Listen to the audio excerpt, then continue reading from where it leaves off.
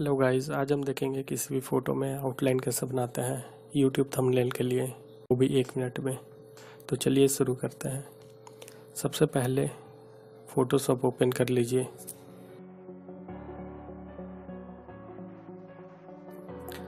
अब अपना photo select कर लो जिसमें आपको आउटलाइन डालनी हो। फिर आप क्विक सिलेक्शन टूल सेलेक्ट करिए और पूरे फ़ोटो को आप सेलेक्ट कर लीजिए।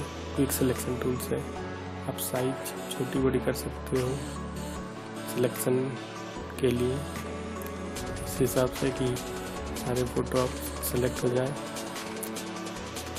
इसके बाद आप Ctrl+C कर लें इसे कॉपी करने के लिए। उसके बाद आपको एक न्यू लेयर बनानी पड़ेगी। न्यू लेयर बना के पेस्ट कर दे, Ctrl+V, आपकी न्यू लेयर में फ़ोटो आ जाएगी।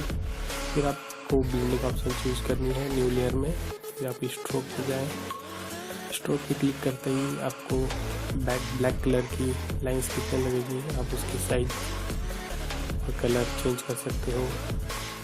स्ट्रोक सेटिंग से आप साइज कम ज़्यादा कर सकते हो अपने हिसाब से, और कलर भी चेंज कर सकते हो।